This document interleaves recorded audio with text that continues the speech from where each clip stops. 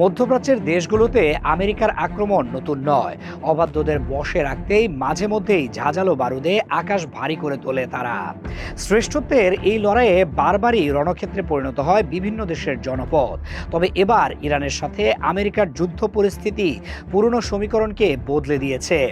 এক পাশে আমেরিকার অত্যাধুনিক সমরাস্ত্রের দাপট, অন্য পাশে প্রতিপক্ষকে দীর্ঘস্থায়ী চোরাবালিতে টেনে নেওয়ার ইরানের এক মরণ কামড়। শত্রুপক্ষকে আস্তে আস্তে ক্ষয় করে নিঃশেষ করে দেওয়াই এখন তেহরানের নতুন যুদ্ধ কৌশল। মার্কিন প্রেসিডেন্ট ডোনাল্ড ট্রাম্প যখন তৃপ্তির ঢেকুর তুলে তার ট্রুথ সোশ্যাল মিডিয়ায় ঘোষণা করছেন ইরানের প্রতিরোধ দেয়াল ধসে পড়েছে, ওরা পরাজিত, ঠিক তখন তেহরান সাজাচ্ছে আমেরিকার জন্য এক দীর্ঘমেয়াদী মরণ ফাঁদ। সামরিক শক্তির হিসেবে ইসরায়েল ও আমেরিকার সম্মিলিত শক্তির ধারে কাছেও নেই ইরান। ইরান জানে অস্ত্র দিয়ে যুদ্ধ করে তারা জিততে পারবে না, কিন্তু এই আকাশ পাতাল পার্থক্যের মধ্যেই তেহরান বেছে নিয়েছে অ্যাট্রিশন ওয়ার বা ধীরে ধীরে শত্রুপক্ষের শক্তি ক্ষয় করার রণকৌশল। রয়্যাল ইউনাইটেড সার্ভিসেস ইনস্টিটিউটের বিশেষজ্ঞ ডক্টর এইচ.এ. হেলার এই যুদ্ধ পরিস্থিতি বিশ্লেষণ করে বলেছেন, ইরান এখন আর সরাসরি যুদ্ধে জেতার স্বপ্ন দেখছে না। তাদের লক্ষ্য হলো এই সংঘাতকে যতটা সম্ভব দীর্ঘায়িত করা, যাতে প্রতিপক্ষ অর্থনৈতিকভাবে ভয়াবহ ব্যয়ের চাপ সামলাতে না পারে এবং মানসিক দিক থেকে ভেঙে পড়ে। অর্থাৎ সম্মুখ যুদ্ধে না জিতেও তারা শত্রুকে ক্লান্ত ও রিক্ত করে দিতে চায়। ইরানের এবারের যুদ্ধের বড় একটা অংশ জুড়ে আছে এই মনস্তাত্ত্বিক আতঙ্ক।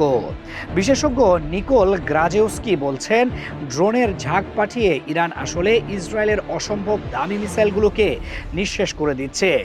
এক একটি সস্তা শাহেদ ড্রোনের পেছনে কয়েক কোটি টাকার আকাশ প্রতিরক্ষা ব্যবস্থা ব্যয় করতে গিয়ে ইসরায়েল ও তার মিত্ররা পড়ছে এক অর্থনৈতিক চোরাবালিতে। এর সাথে যোগ হয়েছে ইরানের মাটির নিচে লুকিয়ে রাখা রহস্যময় মিসাইল সিটি, যা ধ্বংস করা আধুনিক প্রযুক্তির মালিক আমেরিকার জন্য এক বড় চ্যালেঞ্জ। তবে ইরানের সবচেয়ে বড় শক্তি তাদের মাটির নিচে লুকানো মিসাইল সিটি নয়, বরং তাদের হাতে রয়েছে বিশ্ব অর্থনীতির টুটি চেপে ধরার মূল চাবিকাঠি হরমুজ প্রণালী। বিশ্বের 20% জ্বালানি তেলের যোগান যে সরু পথ দিয়ে যায়, ইরান এখন সেখানেই কার্যত অবরোধ সৃষ্টি করে রেখেছে। তেহরান জানে সমরশক্তির লড়াইয়ে তারা পিছিয়ে থাকলেও জ্বালানি বাজারের অস্থিতিশীলতা ওয়াশিংটনকে চাপের মুখে ফেলার সবচেয়ে বড় তুরুপের তাস। তুরস্কের মধ্যস্থতার আপ্রাণ চেষ্টা আর অন্যদিকে ইরানের যুদ্ধের মাঝে টিকে থাকার লড়াই, সব মিলিয়ে মধ্যপ্রাচ্য আজ এক চরম অনিশ্চয়তার মাঝে দাঁড়িয়ে আছে। যে সংঘাতের শুরু হয়েছিল শ্রেষ্ঠত্বের লড়াই দিয়ে, তা এখন রূপ নিয়েছে এক অন্তহীন চোরাবালিতে।